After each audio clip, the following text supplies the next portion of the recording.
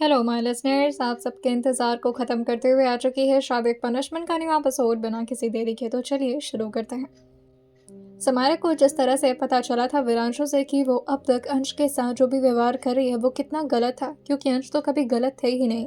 वो बहुत ज़्यादा रिग्रेट में आ चुके थे। अंश तो वहाँ से जा चुके थे, लेकिन समारा जो चुपचाप आकर के कमरे के अंदर अपने बेड पर बैठ जाती है और यही सोचती रहती है कि अब वो किस मुँह से माफ़ी मांगेगी। वो उस शख्स से दूर जाने के बारे में कैसे सोच सकती थी जिसने हमेशा उसे इतना सपोर्ट किया, इतना प्यार दिया। शुरुआत से हुई उसे हर वो हादसा याद आ रहा था जो कि उसके और अंश के बीच हुआ था। कभी उसका लड़ जाना, कभी उसके हाथ से अंश के ऊपर दूध गिर जाना, तो कभी सब्जी तो कभी कुछ। जिस तरह से शुरुआत में उन दोनों के बीच नोक झोंक हुआ करती थी और दोनों एक दूसरे से कितना नफरत करते थे, वो हर पल याद करते हुए समारा के चेहरे पर हल्की हल्की मुस्कान छाती जा रही थी। और वहीं वो खुद से कहती है, माफ़ी तो आपसे मांगनी पड़ेगी और मैं बहुत अच्छे तरीके से माफ़ी मांगूंगी। आप खुश हो जाएंगे। आई स्वेयर, आई विश कि मैं आपको खुश कर दूं बस।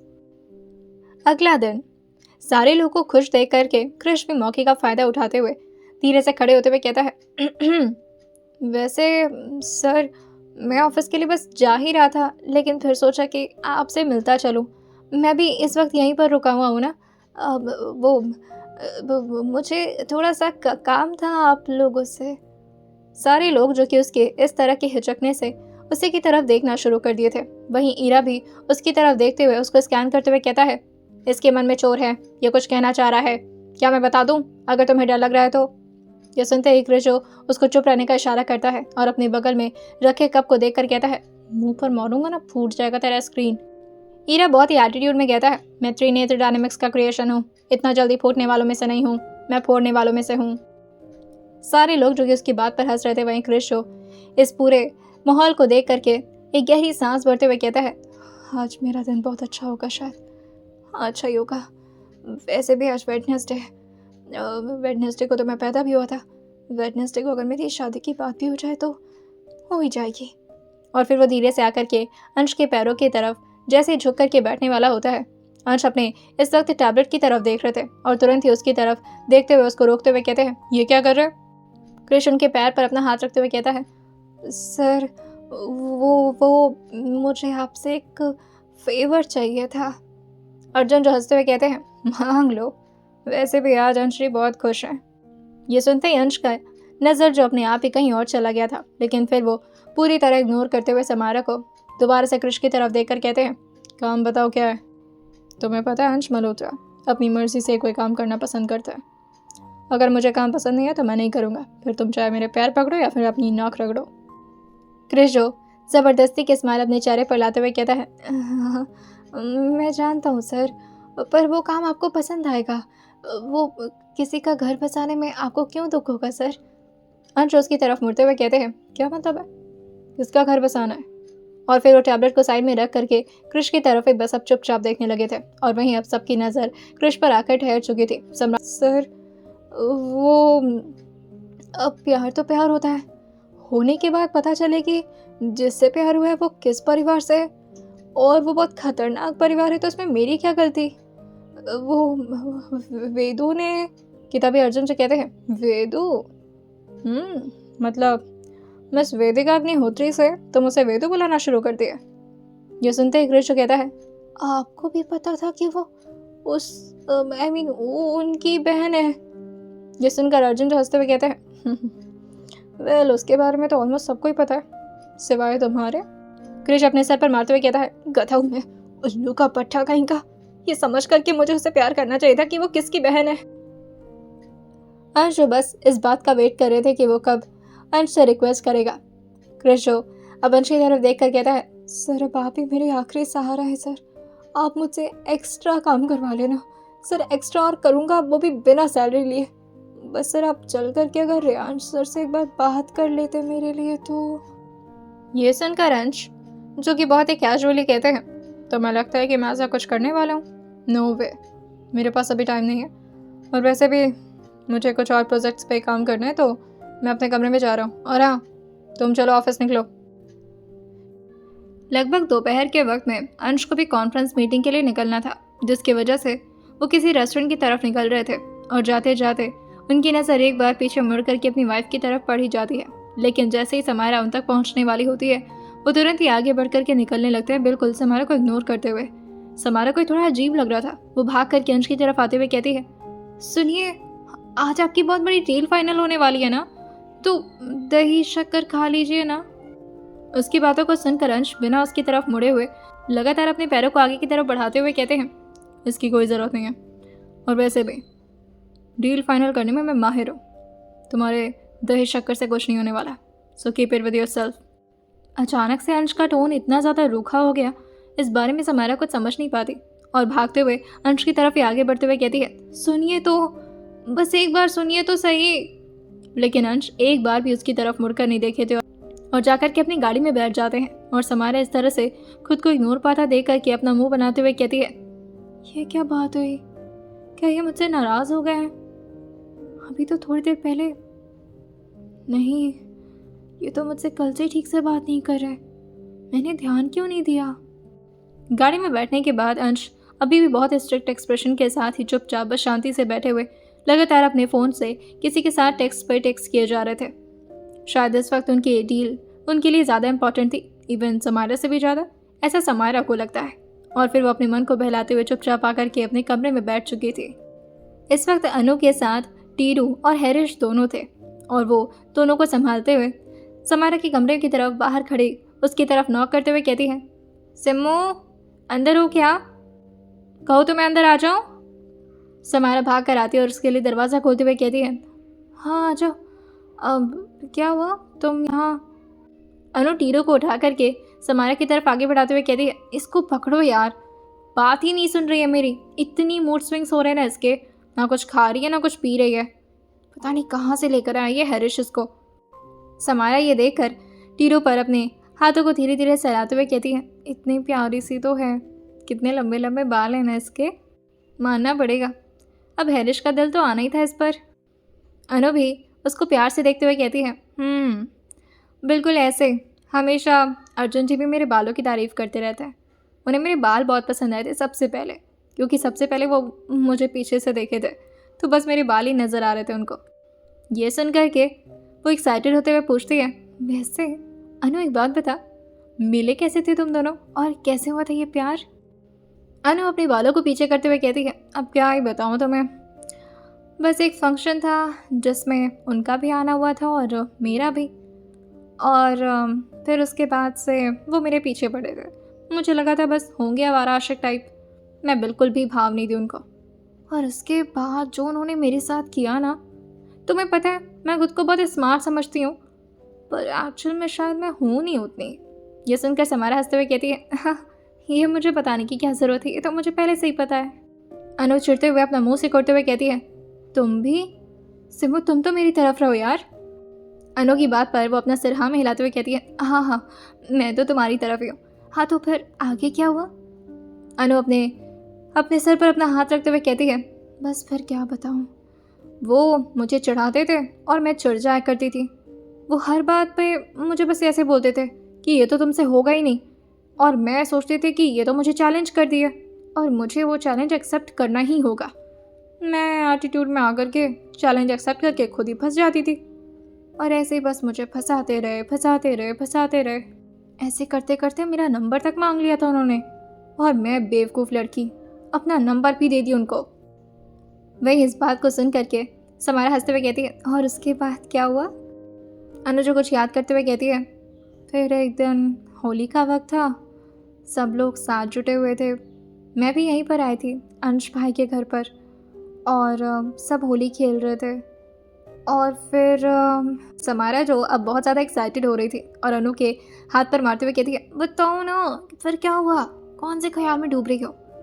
अनु जो कि होश में आते हुए कहती है, हाँ फिर एक्चुअली ना वो गलती से मैंने कुछ ज़्यादा ही भांग पी ली थी और अजीब सा नशा चढ़ गया था मुझे। अर्जुन जी यू नो कितना स्मार्ट है, तो मैं सबके सामने जा कर के उनके गले लग गई और पता नहीं ऊट पटांग क्या क्या हरकत की, शायद उनके कपड़े वपड़े भी फाड़ना शुरू कर दी। तो वो पता है क्या किया, वो सबकी नज़रों से मुझे बचाने के लिए कमरे में लेकर आए और फिर मुझे बस प्यार से सुलाते रहे, और मैं बार बार उनको परेशान कर रही थी और वो बस बार बार मुझे शांत कर रहे थे। और फिर मुझे लगा कि मैं उनके कमरे में सो रही हूँ तो उन्होंने मेरे साथ कुछ ऊट-पटांग किया होगा। अब क्या करूँ? कपड़े भी बदले थे ना मेरे, अच्छी बात है ये। और फिर मुझे बाद में पता चला कि वो तो अपनी आया से बदलवाए थे मेरा कपड़ा। हाँ, लेकिन मुझे पहले पता नहीं था ना, तो मैं जा कर के उनको एक थप्पड़ मार दी खींच के। और फिर क्या, फिर मुझे जब सच पता चला तो मुझे बहुत रिग्रेट हुआ। और फिर मैं उनसे माफ़ी मांगने वाली थी, पर फिर उन्होंने मुझे इतने प्यार से प्रपोज़ किया तो बस मैंने एक्सेप्ट कर लिया। और उसके बाद तुम जानती हो उसके बाद क्या? समारा को इसमें सारी बातें तो बहुत इंटरेस्टिंग लगी थी, लेकिन जैसे ही उन्होंने माफ़ी की बात की थी, वो उसकी तरफ आगे बढ़ते हुए कहती है, अनु, माफ़ी मतलब अगर माफ़ी मांगेंगे तो सब ठीक हो जाता है ना? और माफ़ी मांगते कैसे हैं? ये सुनकर अनु जो समारा को देखते हुए पूछती है, तुम्हें क्या हुआ है? तुम क्यों इतने एक्साइटेड हो रही हो? और किससे माफ़ी मांगना है? भाई से? तुम भाई से माफ़ी मत मांगना। और कौन सी बीवी माफ़ी मांगती है? समारा जो अपने चेहरे को ना मिलाकर कहती है, मैंने उनका बहुत दिल दुखाया है। अगर माफ़ी नहीं मांगूंगी तो वो मुझे माफ़ नहीं करेंगे। और आजकल तो वो मुझसे ठीक से बात भी नहीं कर रहे। आज जा कर के नोटिस किया मैंने। कल रात में भी बस चुपचाप आकर के सो गए थे। मुझे गुड नाइट बीवी जी भी नहीं बोले। मेरी भी तो गलती है ना। मैं क्या करने जा रही थी? मैंने क्यों नहीं सोचा एक भी बार कि वो मुझसे इतना प्यार करते, वो मेरे साथ कभी धोखाधड़ी नहीं करेंगे। खैर, अब ये सब छोड़ो। मुझे बस किसी भी तरीके से उन्हें ना बताना है कि मैं उनको बहुत बहुत प्यार करती हूँ। और जैसे ही उसने बोला था तभी अनु उसको बहुत ही ध्यान से देखते हुए कहती है कि हाँ, वाकई। ये सुनकर समारा थोड़ा शर्मा कर अपने चेहरे को नीचे झुकाते हुए कहती है, हाँ, वो बार बार अपने नेल्स के साथ ही खेले जा रही थी। जैसे अनु उसके हाथ पर अपना हाथ रखते हुए कहती है, बस करो, मेरे सामने क्या ब्लश कर रही हो? और मेरे सामने जब तुम्हारी ऐसी हालत हो जा रही है तो फिर भाई के सामने बात बोल पाओगी तुम? समारा अनु से आइडिया लेते हुए कहती है, तुम ही बताओ ना, मैं कैसे बताऊँ उनको कि मैं उन्हें बहुत पसंद करती हूँ, मतलब बहुत ही ज़्यादा। ये तो सिर्फ मेरा दिल जानता था कि मैं किस तरह उनसे अलग हो रही हूँ। अब मैं क्या करती, मुझे कुछ समझ ही नहीं आया ना, बस इस वजह से। ये सुनकर अनु उसके सिर पर धीरे से अपना हाथ चलाते हुए कहती है, बस बस बस, इतना निराश नहीं होते बच्चा, आई हेल्प यू। दूसरी तरफ इस वक्त क्रिश को अचानक ही केबिन से बुला लिया गया था अंश के ऑफिस में। अंश बहुत स्ट्रिक्ट टोन में कहते हैं, हम चल रहे हैं कहीं, चलो मेरे साथ। क्रिश जो उनको इस तरह से गुस्से में बात करता हुआ सुनकर उनके पीछे पीछे भागते हुए कहता है, सर कोई नई प्रॉब्लम है क्या सर? आपको सर वो जयचंद्र मलो। लेकिन तभी अंश उसकी तरफ मुड़ते हुए कहते हैं, उस आदमी का नाम भी मत लो मेरे सामने, बस चलो मेरे साथ जहाँ भी ले चल रहा हूँ। अपने मुंह को पूरी तरह से सिल चुका था और वाकई वो तैयार हो चुका था कि अंश अब उसे जहाँ पर लेकर जाएंगे उसे चलना ही पड़ेगा, और कोई ऑप्शन भी तो नहीं था उसके पास। क्रिश बिल्कुल चुपचाप शांति से अब जहाँ अंश उसे ले जा रहे थे वहाँ बस चलने को तैयार हो चुका था, और वो कर भी क्या सकता था, ऑप्शन कहाँ था उसके पास। फाइनली अब उनकी गाड़ी जो आकर के अग्निहोत्री मेंशन की तरफ रुकी थी, उसे अभी तक नहीं समझ में आया था कि वो कहाँ पर आया है। और वहीं वो धीरे धीरे अंदर की तरफ जाने लगता है। जैसे ही अंदर की तरफ जाता उसे काफ़ी तेज एक दहाड़ सुनाई दी थी, जिससे वो आकर के अंश के हाथ से चिपकते हुए कहता है, सर सर ये आवाज़ आपको सुनाई दी सर? क्या कहीं टीवी चल रहा है? अंश उसके हाथ से अपना हाथ छुड़ाते हुए कहते हैं, बिहेव योरसेल्फ क्रिश, शादी होने वाली है तुम्हारी, बच्चों की तरह हरकतें, पता नहीं क्या बीवी को संभालेगा। जैसे ही कृष्ण ने यह सुना था वंश के पीछे पीछे भागकर आते हुए कहता है, सर वैसे हम यहाँ पर आए क्यों हैं सर? कोई बिजनेस डील है सर? आपने मुझे कुछ बताया भी नहीं था सर। अंश उसको एक बार घूरते हैं और जैसे ही वो हॉलीडे में आकर के पहुंचे थे वहाँ पर सारे लोग जो कि उनके स्वागत के लिए आ गए थे, और धीरे धीरे सब के सब नीचे की तरफ आ रहे थे, और उसके साथ ही 2 टाइगर भी, जिसे देख करके कृष्ण एकदम से अंश के पीछे छुपते हुए कहता है, ये कौन सी जगह? लेकिन फिर उसकी नज़र पड़ती है रेयांश अग्निहोत्री पर, जो कि अपनी वाइफ के साथ नीचे की तरफ आ रहे थे। लेकिन जिया जो कि रेयांश से कहती है, आप ज़रा रुकिए, मैं देख कर आती हूँ वेदिका को, वो बहुत परेशान है और आपसे डर भी रही है। रेयांश जिया से कहते हैं, तुम हो ना, जब तुम उसकी टीम में हो तो फिर उसे मुझसे डरने की क्या ज़रूरत है? जाकर बताओ उसे कि मैं तुमसे कितना डरता हूँ। जिया उनका गाल खींचते हुए कहती है, सुधर जाइए आप, गेस्ट आए हैं। रेयांश नीचे की तरफ देखकर कहते हैं, गेस्ट नहीं, अब तो फैमिली फ्रेंड बन चुके हैं। खैर मैं नीचे चलता हूँ, तुम लेकर आओ उसे। रेयांश को देखते ही क्रिश की बहुत बुरी वाली फट रही थी। रेयांश रो करके क्रिश को लूसीफर और डायना से मिलाते हैं। डायना की तबीयत जो कि थोड़ी बहुत अब धीरे धीरे रिकवर हो रही थी, वो धीरे से उसके सर पर टाप करते हुए कहते हैं, मीट डायना एंड लूसीफर, ये भी हमारे फैमिली मेम्बर जैसे ही हैं, प्लीज़ हैव ए सीट। अंश उनके साथ हल्का सा हैंडशेक करते हुए एक साइड रख देते हैं और फिर अपनी जगह पर आकर के बैठ जाते हैं। और इस वक्त ठीक उनके सामने रेयांश बैठे हुए थे। रेयांश और अंश तो पूरे कॉन्फिडेंट लहजे में बैठे होते हैं, लेकिन क्रिश की तो हिम्मत ही नहीं हो रही थी। एक तो यहाँ पर दो टाइगर, ऊपर से बीच में रेयांश अग्निहोत्री। उसे समझ में नहीं आ रहा था कि वो करे तो करे क्या, और वो बहुत बुरी तरह से फंस गया था। वो जैसे तैसे करके अंश के इशारे पर चुपचाप उनके बगल में बैठ तो जाता है, लेकिन फिर धीरे धीरे उनकी तरफ क्लोज आते हुए कहता है, सर ये क्या कर रहे हैं आप?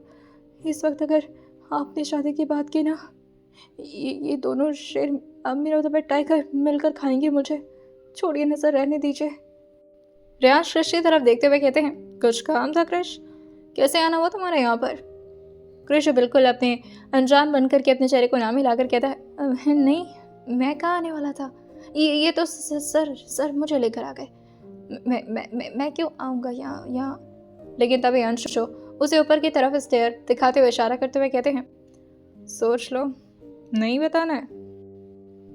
वेदिका जो कि पूरी तरह से अब तैयार हुए शर्माते हुए नीचे की तरफ बढ़ तो रही थी, लेकिन उसकी हालत बहुत बुरी थी।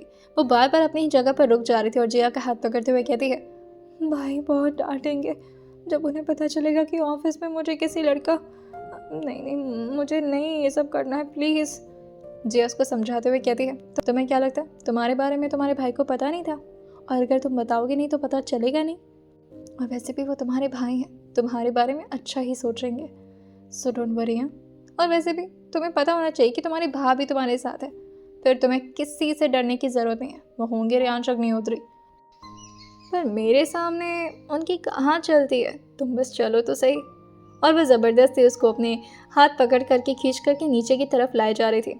प्रार्थना जी जैसे ही वहाँ पर आई थी, अंश धीरे से उनके लिए खड़े होते, लेकिन प्रार्थना जी जो कि उनको बैठने का इशारा कर दी थी और आकर के खुद ही उनके सर पर धीरे से हाथ रखते हुए कहती हैं, कैसे हो बेटा, ठीक हो, बिजनेस ठीक चल रहा है?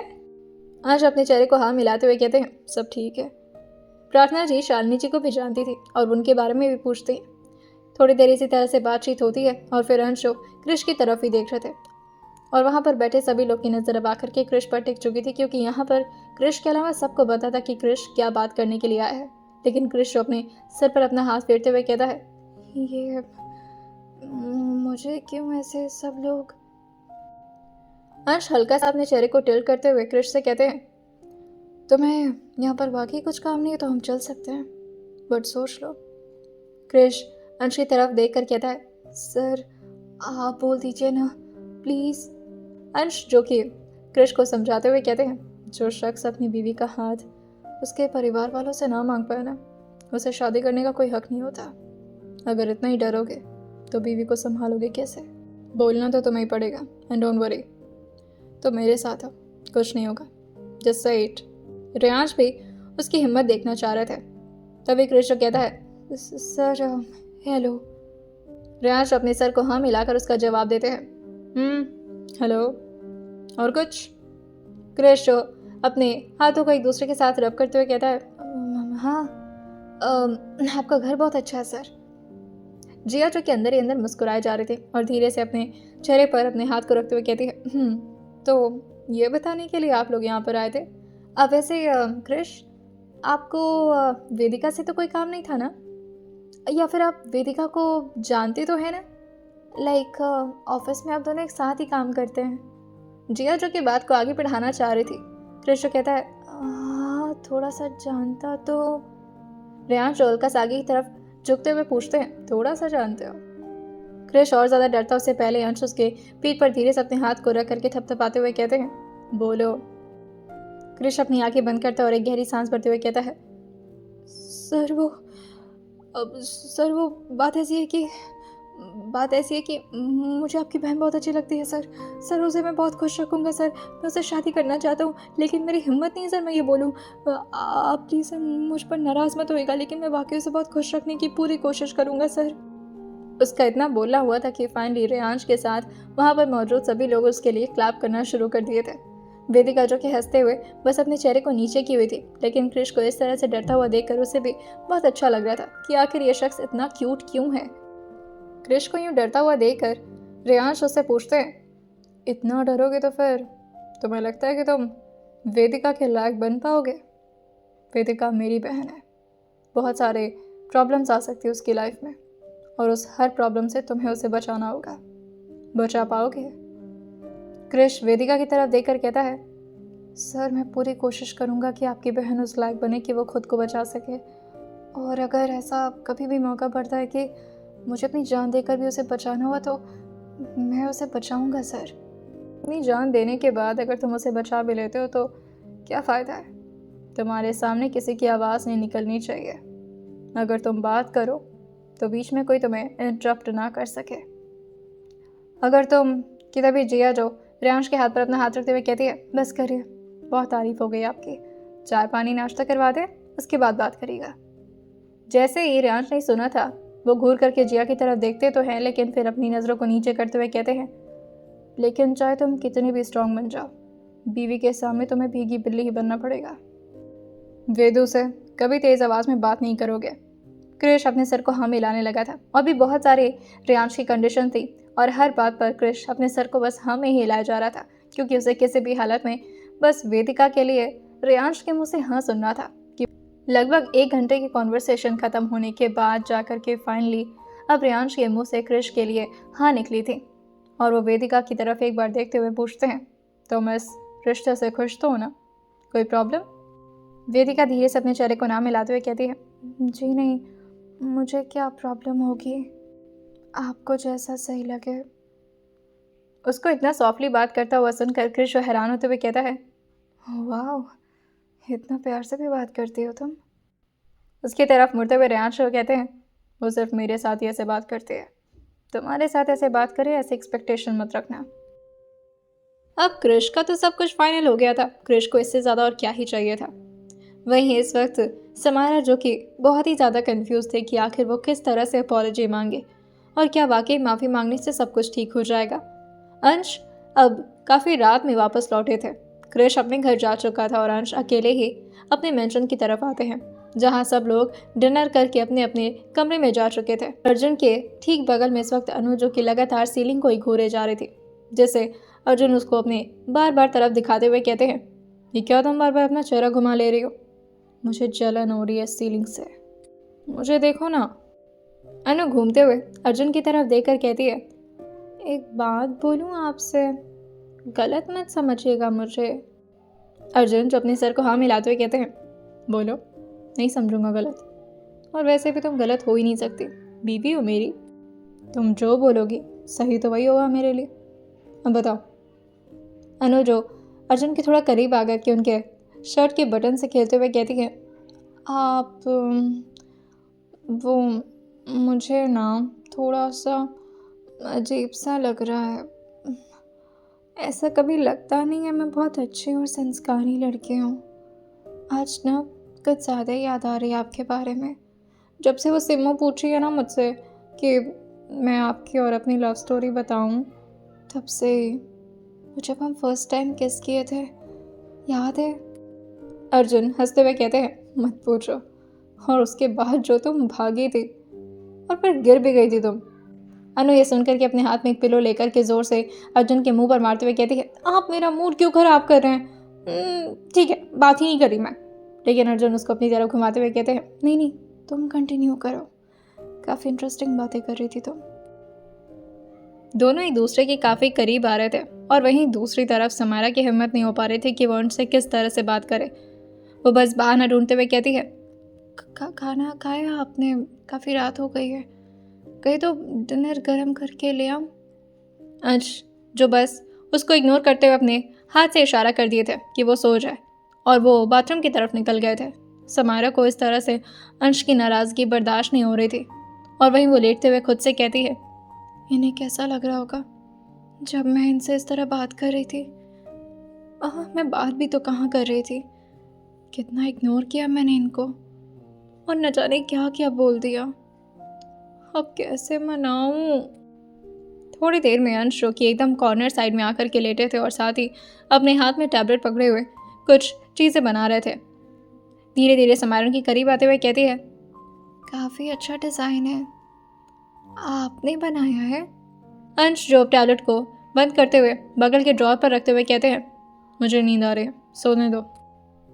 जिस तरह अंश अपनी करवट को बदल करके सो गए थे, समारा उनके चेहरे के ऊपर आते हुए धीरे से उनके कान के पास आकर कहती है, गुड नाइट हस्बैंड जी। आप सुन रहे? लेकिन अंश, जो कि अपनी आंखें बंद कर चुके थे, समारा जो बेमन से अब सीलिंग की तरफ देखते देखते धीरे धीरे वो भी अपनी आंखों को बंद कर ली थी। और अब रिसेप्शन और एंगेजमेंट दोनों की तैयारी जोरों शोरों से चल रही थी। रिसेप्शन अंश, समारा और साथ ही अनु और अर्जुन की, और वहीं एंगेजमेंट सम्राट, दामिनी और कृष, वेदिका की। सबको अपने अपने डांस के लिए भी तो प्रिपेयर करना था। समारा जो बस शांत शांत रह रही थी, जिसे देख करके अनु, दामिनी उसके पास आते हुए पूछते हैं, क्या बात है, सब ठीक तो है ना, तबीयत ठीक है तुम्हारी? दामिनी, जो कि उसको इतना चुप चुप देखकर कहती है, वैसे जहाँ तक मुझे पता है तुम्हारे बारे में, आई थॉट कि तुम काफ़ी बोल्ड होगी, और अंश के साथ रहती कैसे हो अगर इतनी शांत हो तो?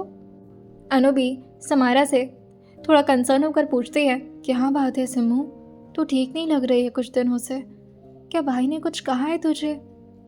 समारा जो अपने आंसू को छुपाते हुए अपने भारी गले से कहती है, यही तो प्रॉब्लम है, वो कुछ कह ही नहीं रहे हैं, पता नहीं क्या हो गया है, शायद वो मुझसे बहुत नाराज़ है, और होना भी चाहिए उन्हें। मैंने कितनी गलती की है, क्या करने जा रही थी मैं, उनसे अलग होने जा रही थी।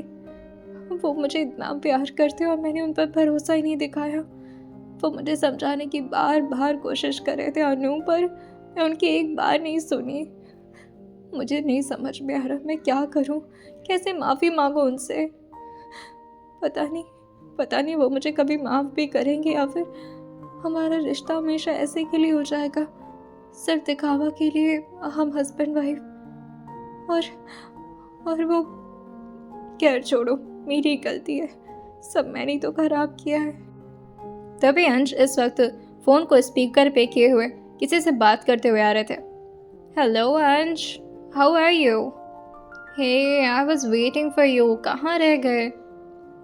अंश जवाब देते हुए कहते हैं, बस आ रहा हूँ, निकल रहा था घर से। वैसे तुम्हारी तरफ क्या चल रहा है? नाश्ता कर लिया ना? और आजकल देख रहा हूँ काम में कुछ ज़्यादा ही मन लगा रही हो। मेक श्योर कि तुम नाश्ता करके आया करो, पता चले तबीयत खराब हो जाए तो।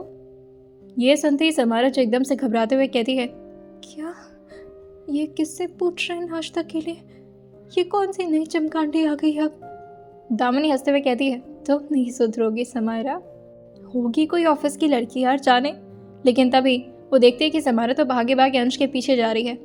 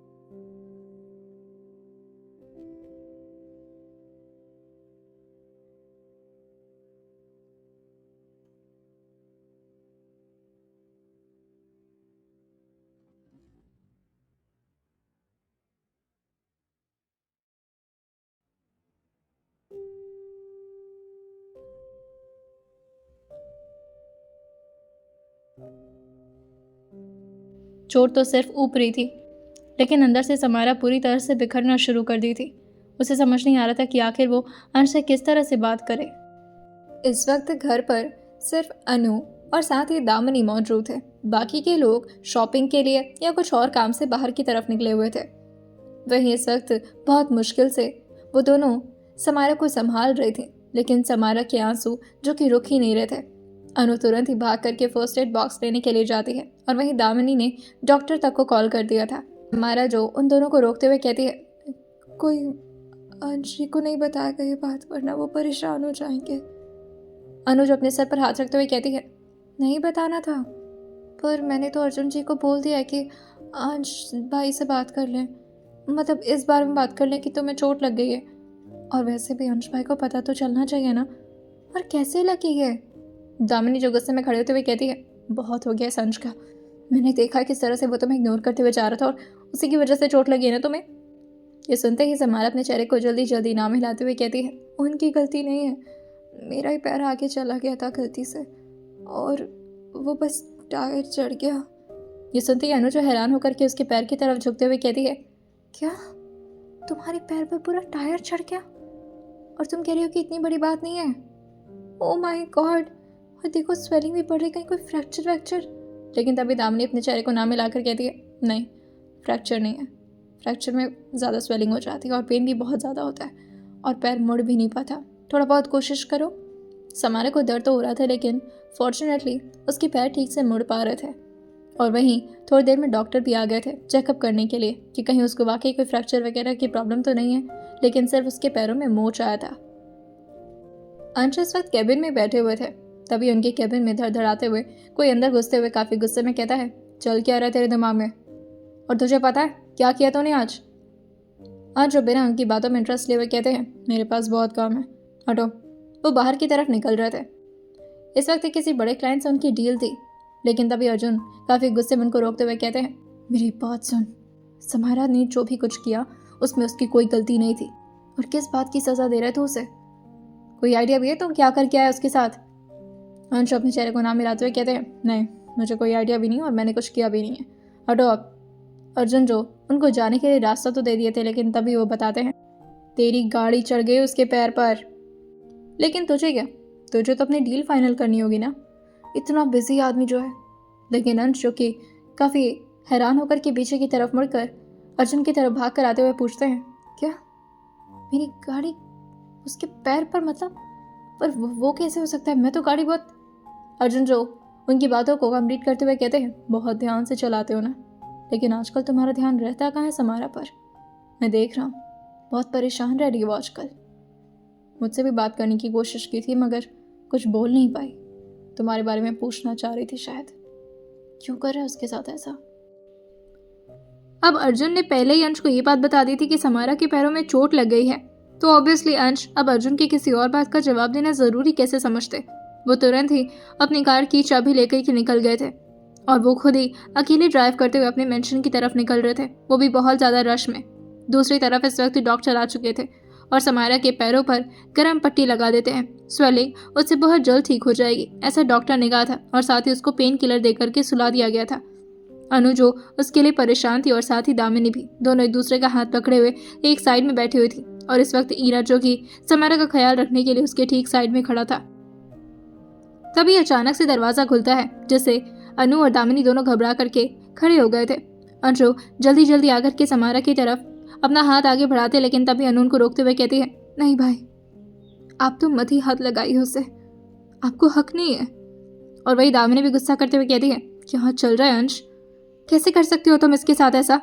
हाँ बेचारी तुम्हारी वजह से इसके पैरों में इतनी चोट लगी है, तुम्हारी वजह से कितना परेशान है। और पता है क्या बोला था इसने, कि अंशी को मत बताना कि उसे चोट लगी है, क्योंकि आप परेशान हो जाएंगे ना। बेवकूफ कहेंगी, पता नहीं क्यों इतना सोचती है तुम्हारे बारे में। अंशु अनु और दामिनी की तरफ घूरते हुए कहते हैं, ये मेरी और मेरी वाइफ का मैटर है, निकलो अभी के अभी यहाँ से।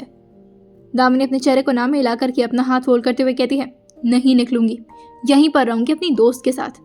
और वैसे भी तुम्हें तो अपने काम से ज्यादा मतलब है, तो अपने काम के पास जाओ, वहीं पर रहो, और एक काम करो कि ऑफिस से आना ही मत, जिस दिन रिसेप्शन होगा उस दिन फॉर्मेलिटी करने के लिए आ जाना बस। अंशु अभी एक कदम और आगे बढ़ाते, लेकिन अनु दामिनी को संभालते हुए कहती है, चलो यहाँ से, कामुका भाई को गुस्सा आ जाएगा, चलो। ईरा भी इस वक्त साइड में ही अपने दोनों हाथों को बांधे हुए खड़ा था। अंशु उसको जाने के लिए तो कहते हैं, लेकिन ईरा अपने चेहरे को नाम मिलाते हुए कहता है, मैं नहीं जाऊँगा, मेरी ड्यूटी है, मैं समारा का ख्याल रखने के लिए यहाँ पर हायर किया गया हूँ। अंश गुस्से में उसे कमांड देते हुए कहते हैं, हायर किसने किया तुम्हें? मैंने ना, तो निकलो अभी के अभी यहाँ से, this is my command. Ira जो उसकी पूरी बॉडी को स्कैन करते हुए चेक करते हुए कहता है, मैंने पूरी बॉडी को चेकआउट कर लिया है और इसकी बॉडी में अभी कोई प्रॉब्लम नहीं है। उम्मीद करता हूँ कि जब मैं वापस आऊँ तभी कोई प्रॉब्लम ना हो। अगर उसके शरीर पर एक भी स्क्रैच आया तो मैं आपके खिलाफ एक्शन ले सकता हूँ। और ये बोलकर वो वहाँ से बाहर निकल गया था। दर्द ना हो इस वजह से समारा को नींद की गोली दी गई थी ताकि वो अच्छी तरह से सो पाए, और इसी तरह 5 से 6 घंटे तक समारा सोती रहती और अंश बस उसके सामने चुपचाप बैठे हुए थे। धीरे धीरे उसकी नींद खुलने लगी थी और जैसे धीरे धीरे उसकी आंखें खुल पाती, अंश अपना हाथ उसके हाथों से हटा लिए थे और दूसरी तरफ जाकर के बैठ जाते हैं और इस तरह से प्रिटेंड करते हैं कि उन्हें तो समारा के इस हालत से ज़रा भी कोई फ़र्क नहीं पड़ता। समारा इधर उधर देखती है और फिर थोड़ी दूर पर अंश को देख करके वो धीरे धीरे हिम्मत करते उठकर बैठना शुरू कर दी थी, लेकिन उसके पैर पर जोर पड़ रहा था जिससे उसे दर्द हो रहा था और उसके मुंह से आह निकल जाती है।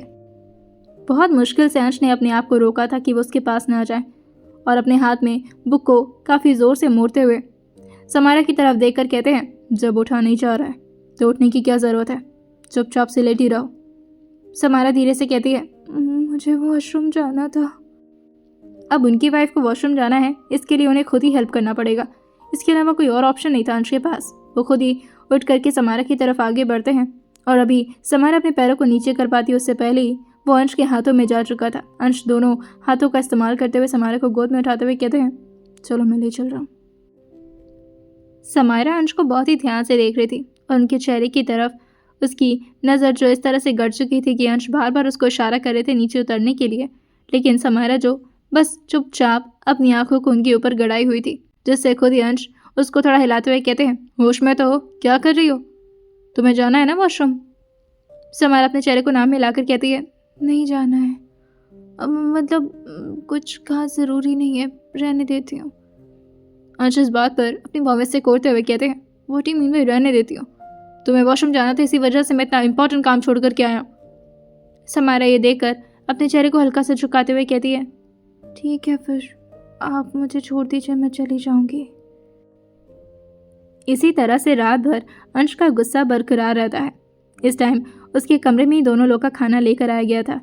समारा जिसे हैंड वॉश करने के लिए उठना था, समारा जो बार बार उठने की प्रयास कर रही थी ताकि अंश उस पर ध्यान दे, कम से कम उसे थोड़ा दर्द हो, इसी बहाने अंश से उसे थोड़ी सिंपैथी ही मिल जाए। अंश उसको रोकते हुए कहते हैं, रहने दो, मैं खिला देता हूँ। समारा उनकी तरफ अपना चेहरा तो की हुई थी, लेकिन एक भी बार अपना मुंह नहीं खोल रही थी, जिससे अंश खुद ही अपने दूसरे हाथ से उसके गालों को जोर से पकड़कर उसका मुंह खोलते हुए कहते हैं, खाना खाना या फिर नहीं, नाटक बंद करो। समारा जो अपनी आंखों को धीरे से झपका कर अंश की तरफ देखती है और फिर उनके हाथों को अपनी गाल से हटाते हुए पूछती है, नाराज है मुझसे? होना भी चाहिए, मैं बहुत गधी हूँ ना, और फिर मैं। तभी अंश उसके मुंह पर अपनी एक उंगली रखते हुए कहते हैं, कमजोर हो भी, चुपचाप से खा लो।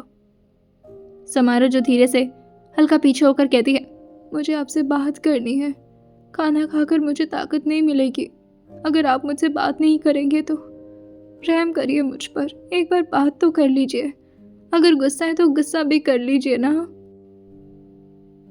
अंश के चेहरे पर अब इस बात पर हल्की हल्की स्माइल आ रही थी, जिससे वो बहुत ही मुश्किल से रोक पा रहे थे, और उसकी तरफ वो थोड़ा बेंड होकर के उसकी आंखों की तरफ बहुत ही ध्यान से देखते हुए कहते हैं, अगर मैंने गुस्सा करना शुरू किया ना, तुम्हारे पैर की हालत बद से बदतर हो जाएगी।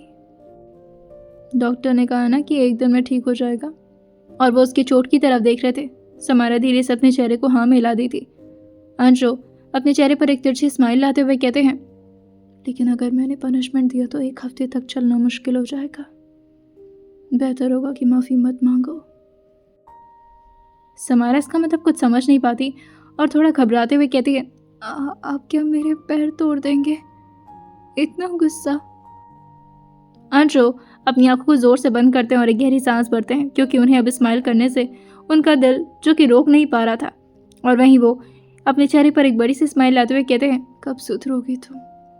बच्चे की माँ वाली उम्र हो गई है लेकिन अभी भी बच्चों जैसी बातें करती हो। तुम्हें लगता है मैं तुम्हारा पैर तोड़ूंगा? समारा धीरे से कहती है।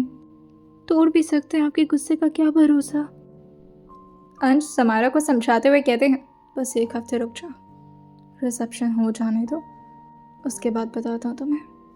अब जैसे जैसे 1 हफ्ते बीत रहे थे, समारा हर दिन उनसे माफ़ी मांगती थी लेकिन अंश उसका कोई जवाब नहीं देते थे। अब फाइनली वो दिन भी आ चुका था जिसका सबको इंतज़ार था, वो भी बेसब्री से। इस वक्त सारे लोग जो कि होटल की तरफ निकल रहे थे जहाँ पर बुकिंग हुई थी और जहाँ पर ये बड़ा सा सेरेमनी होने वाला था। लेकिन इस वक्त समारा जो कि वहाँ नहीं जाने वाली थी, उसके फ्रेंड्स ने उसे यही आइडिया दिया था और साथ ही उसके लिए बहुत ही अच्छा सा डेकोरेशन हो रखा था रूम में। अंश जो सारे लोग को बाहर निकलता हुआ देखकर पूछते हैं, मैडम जी कहाँ? आई नहीं वो? तभी नितिन पीछे इशारा करते हुए कहता है, जा करके कमरे में देख ले, वहीं पर होंगी, निकलो सबके सब, कोई रह ना जाए। और ईरा तुम भी चलो, वहाँ पर बहुत काम है। ईरा जो पीछे मुड़कर कहता है, पर समारा वो मेरी रिस्पॉन्सिबिलिटी है, मुझे उसके पास जाना है। तभी अनुष्का हाथ पकड़ते हुए कहती है, अरे तुम चलो ना समारा के चमचे। बहुत ही सोच समझ करके पूरे कॉन्स्पिरेसी के साथ अब पूरा मेंशन खाली कर दिया गया था और अब यहाँ पर कोई भी नहीं था, यानी एक नौकर भी नहीं। इस वक्त समारा जो कि किसी का इंतज़ार कर रही थी और फाइनली वो इंतज़ार ख़त्म होता है और अंश जो धीरे से दरवाजे को खोल करके अंदर की तरफ आए थे। दरवाज़ा जैसे ही खुला था, समारा के दिल की धक-धकी जो कि बहुत ज़ोर से बढ़ जाती है क्योंकि उसे वही पुरानी रात याद आ रही थी जिस वक्त उसकी पहली मुलाकात हुई थी अंश से। हाँ, उस वक्त वो अंश का चेहरा तो नहीं देख पाई थी लेकिन पहली बार उनके हाथों को वो तभी महसूस की थी और साथ ही उनके चलने की आहट को भी। धीरे धीरे अंश उसी की तरफ आगे बढ़ते हुए अगल बगल के माहौल को देखकर पूछते हैं, ये सब क्या है? तभी धीरे से उन्हें उनके कानों के पास एक आवाज़ महसूस होती है, ये मेरा मतलब है हमारी सुहागरात की डेकोरेशन है, आपको अच्छी नहीं लगी? इस वक्त कोई घूंघट में बैठ कर के चुपचाप अंश का इंतजार करते हुए ये सब बोल रहा था। अंश बेड के पास आते हुए कहते हैं, व्हाट? तुम यहाँ सुहागरात के लिए तैयार हुई हो? ये सुन करके समारा जो अपने घूंघट को धीरे धीरे उठाते हुए अपने सर को हाँ मिलाते हुए कहती है, हाँ, वो मुझे लगा माफ़ी ऐसे ही मांगूंगी तो शायद आप उसने भी आप तक बोला ही था लेकिन आगे के शब्द उसके मुंह के अंदर ही रह जाते हैं क्योंकि अब इतने टाइम से अंश कंट्रोल करते करते और कितना खुद के अंदर सब्र रखते, वो बिल्कुल उसी की इच्छा को पूरी करते हुए अब उसके होठों पर अपने होठ को रख चुके थे। लेकिन फिर समारा जो उनको अपने आप से दूर करते हुए कहती है, मुझे आपसे बहुत सारी बातें करनी है। अंश अपने चेहरे को ना मिलाते हुए कहते हैं, इतने वक्त से बातें ही तो कर रहे हैं, आज बात नहीं करनी है मुझे। समारा फिर से उनको रोकते हुए कहती है, नहीं रुक जाइए, देखिए बारिश का मौसम है, कैंडल भी जल रहे हैं। अंश गहरी गहरी सांस लेते हुए पूछते हैं, हाँ तो? समारा जो धीरे से कहती है, तो आप इसका मतलब गलत मत समझिएगा, मुझे बस आपसे बात करनी थी। तो झुकते हुए उसके कान के पास आते हुए कहते हैं, सुहागरात के दिन बातें कौन करता है? होटल रूम में हर शख्स के लिए अलग अलग कमरे बुक हुए थे और यहाँ पर आए हुए सारे ब्राइड्स के लिए भी। इस वक्त अनु जो कि अलग कमरे में, दामिनी अलग कमरे में और वेदिका अलग कमरे में तैयार हो रही थी। वेदिका के कमरे के बाहर इस वक्त कृष टिक के खड़ा था और अनु और दामिनी के कमरे के ठीक बाहर इस वक्त अर्जुन और सम्राट।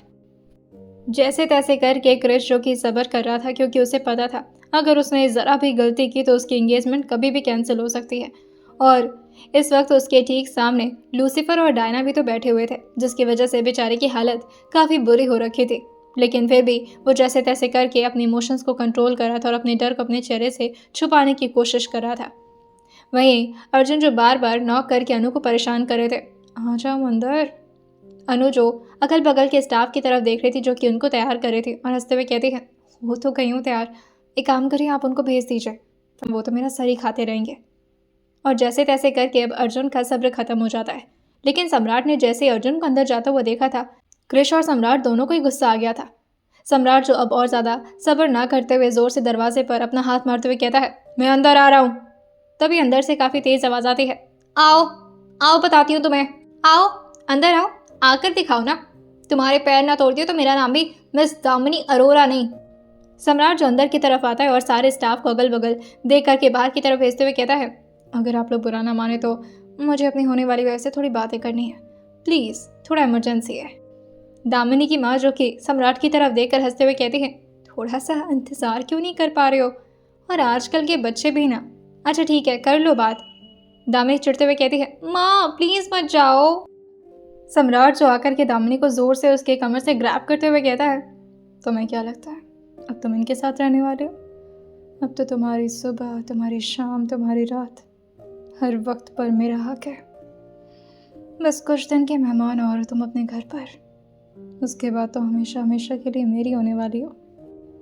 तो फिर मुझसे बचने के सपने क्यों देख रही हो? दामिनी जो ऐसा प्रिटेंड कर रही थी कि वो सम्राट की बातों में पूरी तरह से कन्विंस होने लगी है और धीरे से अपने हाथों को उनके गाल पर इधर उधर फेरते हुए कहती है, मिस्टर सम्राट मल्होत्रा। जितने प्यार से दामिनी ने ये बोला था, सम्राट पिघलते हुए कहता है, बोलिए मैडम जी। दामिनी उसके गालों को जोर से खींचते हुए कहती है, दफा हो जाए यहाँ से, मुझे तैयार होना है और अभी तक मैं अच्छी तरह से तैयार भी नहीं हुई हूँ। अभी तो मुझे लिपस्टिक लगानी है, ज्वेलरीज पहननी है। सम्राट जो आकर के उसके वेस्ट चेन को उठाते हुए कहता है, मैं हेल्प करता हूँ, परेशान क्यों हो रही हो? और वो अपने घुटनों पर बैठ करके उसको अपने हाथों से वेस्ट चेन पहना रहा था। वेस्ट चेन क्या पहना रहा था, बल्कि वो तो बस मौके का फ़ायदा उठा रहा था। जितना ज़्यादा हो सक रहा था वो बार बार अपने हाथों को उसके कमर पर रख रहा था और साथ ही उसके हार्मोन्स को काफ़ी ज़्यादा ट्रिगर कर रहा था। अब खूबसूरत तरीके से सारी लड़कियां तैयार होकर के स्टेज पर पहुंचना शुरू कर दी थी। कैलाश राय चंद जो कि इधर उधर देखकर शालिनी जी से पूछते हैं, ये हमारे अंश नजर नहीं आ रहे, कहाँ हैं? शालिनी जी जो कि सावित्री जी से कहती हैं, अंश और समायरा कहाँ है मम्मी जी? अब मैंने भी नहीं देखा उन्हें आते हुए। सारे लोग इधर उधर अब अंश को ही ढूंढ रहे थे।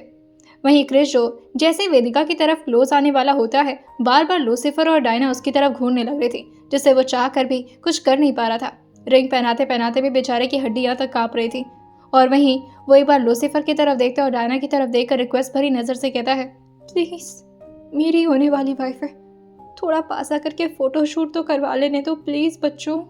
अब वेदिका प्यार से लूसीफर को बच्चा बच्चा बोलती थी, जिसकी वजह से मजबूरी में क्रिश को उसे बच्चा बोलना पड़ रहा था। वेदिका खुद ही उसके करीब आती हुए जाकर के क्रिश के सीने से लगते हुए कहती है, क्या आप इतना डरते हैं? पीछे से जिया जो अपने गले को क्लियर करते हुए कहती है, थोड़ा कंट्रोल कर लो वेदो। रिंग सेरेमनी तो हो चुका था, अब बारी थी रिसेप्शन की। लेकिन यहाँ पर तो रिसेप्शन के लिए सिर्फ अनु और अर्जुन ही मौजूद है। कैलाश अपने सर पकड़ते हुए कहते हैं, ये अंश कभी भी अपने वक्त पर नहीं आ सकता, कर क्या रहा है? नितिन, मानव, अविरल, साथ ही अर्जुन, अनु और सम्राट दामिनी को ये बात पता थी कि आखिर इस वक्त क्या हो रहा होगा पुणे मेंशन में। उसकी तरफ अंश बहुत ही सिडक्टिव तरीके से देखते हुए अपनी शर्ट को उतार रहे थे और वहीं समारा जिसकी दिल की धड़कनें जो कि अब अंश को भी सुनाई देने लगी थी, उसे समझ नहीं आ रहा था कि उसने ये करके कोई बहुत बड़ी गलती तो नहीं कर दी है, क्योंकि उसे ये सब कुछ अच्छा तो बिल्कुल नहीं लग रहा था। या शायद वो खुद समझ नहीं पा रही थी कि उसे लग कैसा रहा है। वंश को बार बार अपने आप से दूर करते हुए कहती है, मुझे डर लग रहा है, आप क्या करने वाले? अंश आगे आ रहे उसके बालों को कान के पीछे करते हुए कहते हैं, तुम्हें अच्छे से पता है मैं क्या करने वाला हूँ, शुरू करें? और अंश ने उसे काफ़ी झटके से बेड पर ऑलमोस्ट धक्का देकर के लेटा दिया था और उसके ठीक ऊपर आकर के अभी तो अपने दोनों हाथों के बल उसके ऊपर लीन होने वाले होते हैं, लेकिन तभी समारा जो कि उनके चेस्ट पर अपने दोनों हाथों को रखते हुए कहती है, ये करने के बाद बच्चा हो जाएगा ना? आज अपने चेहरे को नाम मिलाते हुए कहते हैं, इतनी आसानी से नहीं, अभी तो बहुत बार उसके लिए मेहनत करनी पड़ेगी। और अभी तुम्हें क्या लगता है मैं तुम्हें बच्चों की जिम्मेदारी दूंगा? अभी तो बहुत एंजॉय करना है हमें। और अब धीरे धीरे अंश जो कि उसको पीछे की तरफ मुड़ करके उसके ब्लाउज के नॉट को धीरे धीरे खोलना शुरू कर दिए थे। उसका दुपट्टा जो कि एक साइड में था और वहीं उसके ब्लाउज जो कि अब उसके कंधे से नीचे की तरफ आ चुके थे, तो उसके ठीक पीठ पर आकर के लीन होते हुए उसके कान के पास आते हुए कहते हैं, याद है यही करते करते किसी ने मेरा सर फोड़ा था। समारा गहरी से सांस भरते हुए कहती है, आपको याद है? अंश अपने होठों को उसके पीठ पर रब करते हुए कहते हैं, क्यों नहीं याद होगा, मेरी लाइफ का बेस्ट मोमेंट था वो। समारा पीछे की तरफ यानी कि अपने पीठ की तरफ लेट चुकी थी और अंश ने उसको करवट करके लिटा दिया था ताकि उसके चेहरे को अंश देख पाए। लेकिन समारा की हिम्मत नहीं हो पा रही थी कि वो अंश को अभी इस हालत में फेस कर पाए। अंश उसको हिम्मत दिलाते हुए कहते हैं, ऐसे तो तुम बहुत बार मेरे सामने आई हो, पर क्यों इतना शर्म आ रही है? समारा चाह रही थी कि वो अपने हाथों को अपने शरीर पर लगा करके अपने आप को कवर कर पाए, लेकिन अंश उसे ऐसा करने ही नहीं दे रहे थे। समारा बार बार अपने हाथों को छुड़ाने की कोशिश कर रही थी, लेकिन अंश ने उसके दोनों हाथों को अपने हाथों के बीच जकड़ रखा था और बार बार उसके इस तरह परेशान करने पर अंश उसको काफ़ी गुस्से में कहते हैं, क्या चाहती हो, बांध दो हाथ?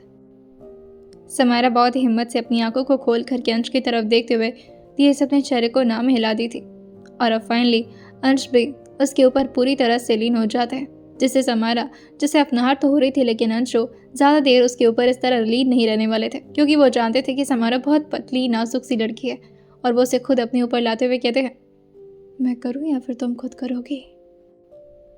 समारा जल्दी से अपने चेहरे को नाम हिलाते हुए कहती है, मुझसे कुछ नहीं होगा, मुझे नहीं करना कुछ भी। अंश अपने दोनों हाथों को अपने सिर के पीछे टिकाते हुए कहते हैं, करना तो पड़ेगा। अपॉलॉजी जो मांगनी है तुम्हें मुझसे, नहीं मांगोगी? मुझसे दूर जा रही थी ना? समारा अंश की तरफ देखते हुए कहती है, वो तो, लेकिन तभी अंश कहते हैं, तुम मेरा व्यू ब्लॉक कर रही हो, हाथ उठाओ। समारा ने धीरे से कोशिश किया था कि वो अपने आप को ढक ले, लेकिन अंश ने उसके हाथों को दोबारा से नीचे की तरफ कर दिया था। समारा अपने चेहरे को दूसरी तरफ तो करती है, लेकिन अंश ज़बरदस्ती उसको अपनी तरफ दिखाते हुए कहते हैं, मेरी आंखों में आंखें डाल करके सॉरी बोलो, अपॉलॉजी मांगो कि तुमने कितनी बड़ी गलती की है, एंड ऑल्सो जब तक मैं माफ़ ना कर दूँ, you should beg for the punishment. Samara डरते हुए अपनी आंखों को बहुत मुश्किल से अंश की तरफ खोल करके देख पा रही थी और उनकी बातों को सुनते हुए वो घबराते हुए कहती है, पनिशमेंट क्यों? मैंने क्या कर दी? लेकिन तभी अंशु धीरे धीरे उसके थाई पर अपने हाथ को सहलाते हुए कहते हैं, तुम्हें नहीं पता तुमने क्या किया है। समारा इस वक्त उनके एब्स के ऊपर ही ऑलमोस्ट बैठी हुई थी और वो जोर से अपने नेल्स को गड़ाते हुए कहती है, मैंने कुछ नहीं किया, आपने मेरे पैर पर अपनी गाड़ी चढ़ा दी थी, पनिशमेंट तो आपको मिलनी चाहिए। अंशु हंसते हुए कहते हैं, तुम्हें पनिश करना आता भी है? समारा कहती है, हाँ आता है मुझे, मेरे सर भी सिखाए थे मुझे कि जब पनिशमेंट देनी हो तो मुर्गा बना दो। अंशु कुछ गद्दा सोचते हुए समारा के चेहरे की तरफ देखकर उसका गाल खींचते हुए कहते हैं, मुर्गा या मुर्गी का तो पता नहीं, पर बाकी बहुत सारे जानवर बनाने आज मुझे तुम्हें। चलो शुरू करते हैं। समारा के लिए सब कुछ फर्स्ट टाइम था और जिस तरह से उसकी बॉडी इस वक्त रिएक्ट करी थी, उसे समझ नहीं आ रहा था कि वो क्या करे। और उसके शरीर पर ना तो कोई कपड़े बचे थे और ना ही उन दोनों के बीच अब कोई पर्दा था। समारा के लिए सब कुछ फर्स्ट टाइम था, उसे नहीं पता था कि उसके साथ क्या होगा और वो किस तरह से रिएक्ट करेगी। उसका हर ये एहसास एकदम से नया था और साथ ही उसे कुछ अजीब सा महसूस करा रहा था। ना चाहते हुए भी उसके होठों पर एक अजीब सी हंसी थी और साथ ही वो बहुत ज़्यादा शर्मा भी रही थी, लेकिन अंश उसके होठों को ज़रा भी शांत नहीं रहने दे रहे थे। वो जब भी शांत होती, अंश काफ़ी गुस्से में उससे कहते हैं, अपॉलॉजी मांगती रहो, सही सॉरी। समारा जो अपनी आंखों को जोर से बंद करते हुए अंश की हर बात को मान रही थी, वहीं अंश आगे कहते हैं, and also bag for the punishment. लगभग 2 घंटे बाद समारा जो कुछ याद करते हुए बहुत ही थके हारी आवाज़ में कहती है, आज हमारी रिसेप्शन थी ना? अंश उसके कानों के पास आते हुए कहते हैं, रिसेप्शन को गोली मारो, जो एंजॉय उसे एंजॉय करो। तभी उन दोनों के फ़ोन पर एक साथ रिंग आना शुरू हो गया था। समारा के फ़ोन पर इस वक्त अनु और दामिनी का लगातार कॉल पे कॉल आता जा रहा था कि आखिर ये लोग रह कहाँ गए। और वहीं अंश के फ़ोन पर पहले तो अर्जुन का कॉल आता है और उसके बाद से विरांशु का। अंश ने अर्जुन के फ़ोन को तो कट कर दिया था, लेकिन विरांशु के कॉल को वो पिक करते हुए समारा की तरफ देखकर स्पीकर पर करते हुए कहते हैं, हेलो। उनकी सांसें इतनी बढ़ी हुई थी कि आवाज़ में वो साफ तरीके से नजर आ रही थी। विरांशु इस बात को नोटिस करते हुए पूछता है, क्या हो गया? गाड़ी खराब हो गई जो धक्का लगा रहा है? अंश हंसते हुए कहते हैं, धक्का तो लगा रहा हूँ लेकिन गाड़ी को नहीं, काम क्या है? विरांशु अगल बगल देखकर पूछता है, तू है कहाँ पर और कब तक आएगा? और समारा वो भी नहीं आई अब तक? अरे रिसेप्शन है यार तुम लोगों का। अंशु अपने काम को कंटिन्यू करते हुए कहते हैं, आ जाएंगे ना जब आना होगा तो, तुम लोग अपना काम करो, यहाँ पर बहुत ज़रूरी काम हो रहा है। और ये बोलकर के अंश ने अपने फ़ोन को फ्लाइट मोड में डाल दिया था। समारा का भी फ़ोन बार बार बज रहा था, जिससे समारा अंश को रोकना तो चाह रही थी, लेकिन अंश उसके फ़ोन को उसके हाथ में देते हुए कहते हैं, करो बात। समारा परेशान होते हुए कहती है, बात कैसे करो? और उसको इतना दर्द हो रहा था कि ऑब्वियसली उसके मुंह से कहाँ इस वक्त सही तरीके से आवाज़ निकलने वाली थी। अंश उसकी तरफ झुकते हुए कहते हैं, इससे में तो मज़ा है, बात करो।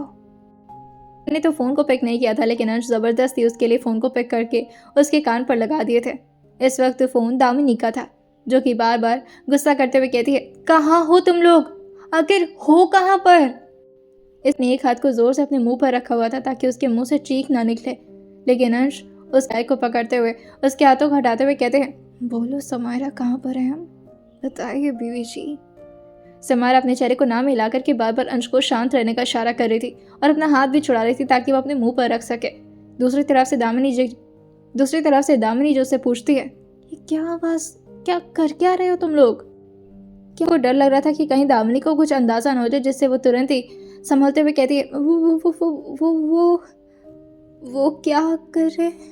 समारा अंश से पूछना चाह रही थी, तभी अंश जो बदमाशी करते हुए समारा से कहते हैं, वो तो प्लेजर ले रहे हैं। समारा ने भी फ्लो में यही बोल दिया था, लेकिन फिर वो पछताते हुए अपने सर पर अपना हाथ मारी थी जोर से, क्योंकि दामिनी दूसरी तरफ से जोर जोर से हंस रही थी और फिर कुछ सोचते हुए कहती है, ओके ओके फाइन, कंटिन्यू करो, वैसे मैं किसी को बताऊंगी नहीं यार।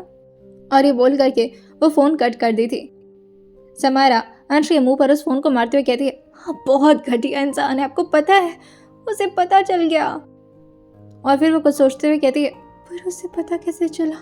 उसकी तो शादी भी नहीं हुई है ना। अंश जो कि उसके चेहरे की तरफ अब झुकते हैं और उसको समझाते हुए कहते हैं, ज़रूरी नहीं कि सब तुम्हारी तरह बेवकूफ़ हो, शादी के पहले भी चीज़ें पता चल जाती हैं लोगों को, मुझे भी तो पता ही थी ना। करके समारा थोड़ी देर शांत रहती है और फिर धीरे से कहती है, अब दर्द हो रहा है, ज़्यादा ही दर्द हो रहा है एक्चुअली। लेकिन अंश उसको मोटिवेशन देते हुए कहते हैं, कुछ पाने के लिए थोड़ा दर्द तो सहना ही पड़ता है ना, तुम भी सह लो, तुम भी। अगले दिन जब होटल से सब लोग अपने अपने घर पे पहुंचे थे, तो मेंशन में आने के बाद सबका सिर्फ एक ही सवाल था अंश और समारा से कि आखिर वो लोग आए क्यों नहीं, अपनी रिसेप्शन को कोई कैसे मिस कर सकता है।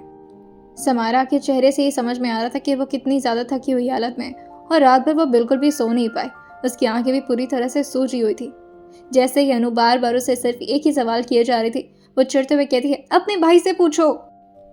जैसे अंश ने यह सुना था, वो उसी की तरफ आगे बढ़ करके उसके ठीक बगल में आकर बैठते हुए कहते हैं, क्या पूछो? समारा बार बार आज अंश को इग्नोर कर रही थी, क्योंकि उसकी हिम्मत नहीं हो पा रही थी कि वो अंश को जैसे तैसे करके भी देख सके, और वो तुरंत ही वहाँ से उठने वाली तो होती है, लेकिन अंश उसकी कलाई पकड़ते हुए कहते हैं, बताओ ना, क्या बोल रही हो तुम? मुझे कुछ समझ नहीं आ रहा है। अनु जो कि अंश और समारा को इस तरह बातें करता हुआ देखकर सुनती है, और वो बहुत ही खुश होते हुए कहती है, तो आप लोग का पैचअप हो गया? अंश अनु की तरफ देखते हैं और फिर समारा की तरफ देखकर कहते हैं, अब तुम्हारी भाभी इतने प्यार से मनाएंगे तो पैचअप तो होना ही है। तुम लोगों को कोई आइडिया भी नहीं है कितना प्यार से अपॉलॉजी मांगती है ना बीवी जी। धीरे से समारा फुसफुसाते हुए कहती है, आप ज़बरदस्ती माफ़ी मंगवा रहे थे मुझसे, आप सब नंबर के बेशरम इंसान हैं आप, हाथ छोड़िए मेरा। हाथ को छोड़ते तो नहीं, बल्कि और ज़्यादा उसको अपनी तरफ खींचते हुए कहते हैं, सुहाग रात की प्लानिंग किसकी थी, मेरी या तुम्हारी? समारा जो कि इशारा करते हुए कहती है, दामिनी की थी, उसने ही बोला कि ऐसे माफ़ी मांगोगी तो मान जाएंगे। दामिनी की तरफ जैसे इशारा हुआ था, अंश दामिनी की तरफ देख करके हल्का सा स्माइल करते हैं, वही दामिनी भी अपने चेहरे को हाँ मिला दी थी, जैसे वो भी रात प्री प्लानिंग की हो इन सारी चीज़ों का बारे में सारे लोगों के मुंह पर चर्चा था। तभी इस वक्त अंश के फ़ोन पर किसी का कॉल आता है, डॉक्टर आदित्य का। अविरल जो इस तरह से अपने भाई को कॉल करता हुआ देखकर पूछता है, क्या बात है? और तभी अंश उसको वहीं रोकते हुए कहते हैं, कुछ ज़रूरी बात होगी शायद, मैं करता हूँ बात, तुम वहीं पर रहो। फ़ोन जैसे पिक हुआ था, डॉक्टर आदित्य जो अंश से पूछते हैं, मुझे अंश मल्होत्रा जी, मुझे आपसे। तभी अंश उसको रोकते हुए कहते हैं, एक मिनट, इतना फॉर्मल होने की ज़रूरत नहीं है, दोस्त के भाई हो और वो भी बड़े, तो नॉर्मली अंश बुला सकते हो, काम क्या? उधर से आदित्य जो कहता है, सर वो मेरा मतलब है अंश, वो आपने ही कहा था ना कि अगर कभी किसी ऑर्गन की ज़रूरत हो तो बिना हिचक के मांग लेना, एक बच्चे को ज़रूरत है यार, बेचारी की आंखें नहीं है। अभी अभी मेरे दोस्त का कॉल आया था एक बच्ची है, उसके एक्सीडेंट की वजह से आंखें चली गईं, वो भी दोनों। अगर मिल जाता तो। जो हंसते हुए कहते हैं बिना टेंशन के बस वेट करो, भिजवाता हूँ अभी। ये सुनते ही आदित्य जो क्यूरियस होते हुए पूछता है, वैसे ये ऑर्गन्स आ कहाँ से रहे? कोई नया बिजनेस खोला है क्या? कुछ दिन पहले का समय। अंश ने जयचंद्र मल्होत्रा और बाकी के राइवल्स को एक जगह पर बंद करके रखा हुआ था और साथ ही वो जयचंद्र मल्होत्रा से पहले ही बोल चुके थे कि उनके शरीर का हर एक पुर्जा जो कि दूसरों के लिए इस्तेमाल किया जाएगा। अंश तुषार को तुरंत ही इस बारे में इन्फॉर्म कर दिए थे और साथ ही वो उसे एक और ऑर्डर देते हुए कहते हैं, ये काम मेरे बिना नहीं होना चाहिए, मैं खुद आ रहा हूँ। और हाँ, बेहोश करने की ज़रूरत नहीं है, ऐसे ही निकालो उनकी आंखें। समायरा ने अब अपना स्टूडियो खोल लिया था और वो हर महीने में लगभग 1 से 2 नए गाने लिख करके उसे यूट्यूब्स पर और बाकी के प्लेटफॉर्म्स पर अपलोड किया करती थी और धीरे धीरे इसी तरह उसका भी सपना पूरा होता गया। अबीरा भी वापस आहान जी के पास जा चुका था। वेदिका और कृष की भी अब जल्द ही शादी हो जाती है और उसके साथ सम्राट और दामिनी की भी। वो दोनों अपनी लाइफ जीना शुरू कर दिए थे और कृष भी अपनी वेदों के साथ कुछ दिन के लिए हनीमून पर जा चुका था। हैरिश और टीरू का एक प्यारा सा बच्चा हुआ था जिसका नाम अनु और समायरा मिल करके डिसाइड करते हुए कहती है, इसका नाम टीहू होगा, अच्छा लगेगा इस पर। अविरल अब अपनी पेंटिंग में पूरी तरह से माहिर हो चुका था और बड़ी से बड़ी एग्जीबिशन में उसकी पेंटिंग्स रखी जाती थी। मानव जैसे तैसे करके अपने एमबीबीएस को पास करता है और फाइनली एक तरीके से वो भी अब डॉक्टर बन चुका था। लेकिन जैसे तैसे उसका मन लग रहा था इसमें, उसे तो बस इसकी डिग्री मिल गई थी, यही काफ़ी थी। और नितिन जो कि अब अंश की कंपनी को संभालने में पूरी तरह से सामर्थ्य हो चुका था। सबकी लाइफ अब बदल चुकी थी। शालिनी जी के भी अंदर कॉन्फिडेंस आ चुका था और वो भी सावित्री जी